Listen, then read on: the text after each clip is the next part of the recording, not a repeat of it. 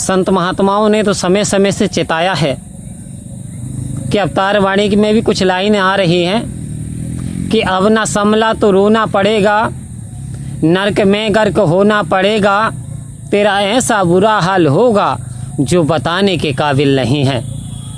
और संत महात्मा बार बार ये लाइनें इशारा कर रही हैं, समझा रही हैं कि अब ना संभला, यानी अभी। क्यों?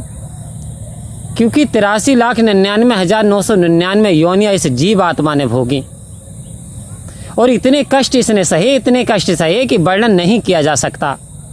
क्योंकि एक उदाहरण के लिए एक बैल को ले लो, किसान कितना बोझा लादता, जितना भी लादे उसे ले जाना पड़ता। उसे भूख लगती है कह नहीं पाता, प्यास लगती है कह नहीं पाता, क्योंकि वो तो अपने यानी 84 वाली जो योनि है उसे भुगत रहा है।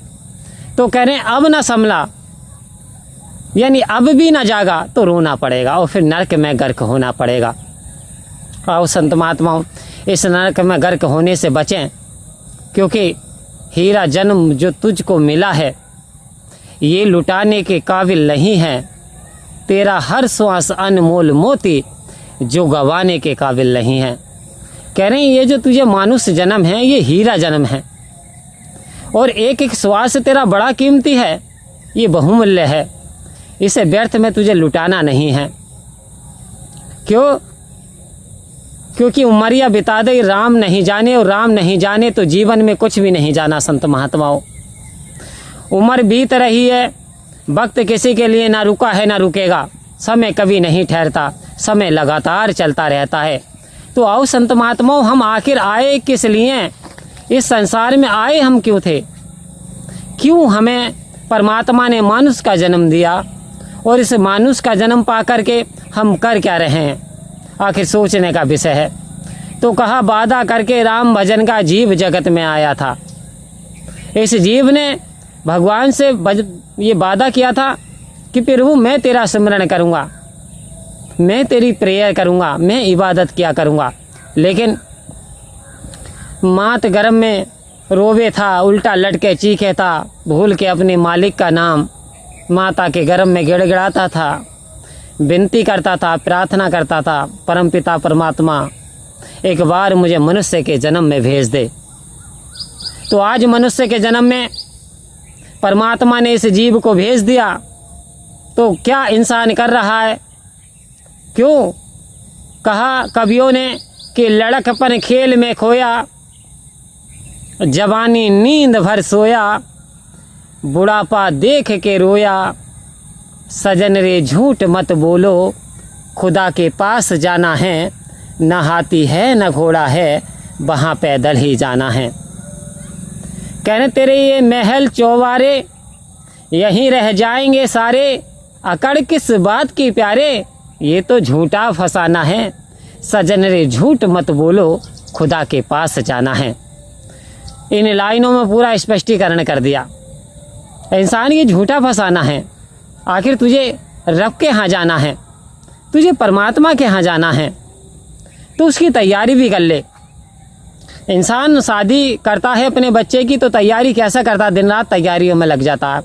6 महीने तो ऐसी तैयारी करता है कि उसे होश ही नहीं रहता, उसे एक्स्ट्रा वक्त ही नहीं मिलता। लेकिन जो शाश्वत सत्य है, जो कि परमानेंट हमारा घर है, जो कि आनंद का सागर है, क्या हम उसके लिए तैयारी करते हैं? इंसान कहा कि पल से पल में क्या हो जाए मानव तेरे शरीर का, कुछ पता नहीं तकदीर का। इंसान पल से पल में क्या हो जाए कोई नहीं कह सकता। क्यों? क्योंकि जिसने जन्म लिया है उसे मौत का जायका भी चखना पड़ेगा। तो कह रहे हैं इस मौत और जन्म के बीच का जो जीवन है तुझे हर पल जीना है, तुझे एहसास में जीना है, तुझे आनंद में जीना है। क्योंकि अब तो तुझे आनंद के स्रोत मिल गया, अब तो तुझ पे सतगुरु की कृपा हो गई। सतगुरु की कृपा हुई थी मीराबाई पे तो झूमना शुरू कर दिया था, यहाँ तक कि साधु संतों में नाचती थीं।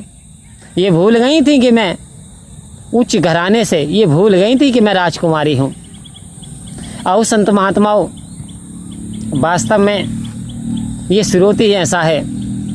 परमपिता परमात्मा रूपी ये ब्रह्म ज्ञान जिसको प्राप्त हो जाता है, वास्तव में आत्मा झूमना शुरू कर देती है, गाना शुरू कर देती है। तो क्या हम झूम पा रहे हैं, गा पा रहे हैं, एहसास कर पा रहे हैं? यदि एहसास कर पा रहे हैं तो मुबारक है, इसकी मस्ती में जी रहे हैं तो मुबारक है। आओ संत महात्माओं, हमें हर पल जीना है, हर पल निरंकार के एहसास में आनंद लेना है कि सोऊं तो समाधि लग जाए, जागूं तो तेरा ध्यान धरूं। तेरे कह रहे जागते वक्त तेरा एहसास हो जाए और सोते वक्त तेरा ध्यान रखा जाए, आ जाए। तो आओ संत महात्माओं, ये सतगुरु की असीम कृपा से गया समय फिर हाथ न आए, अंतकाल पछताएगा, धर्मराज ने यम जो भेजे, नैनो नीर बहाएगा।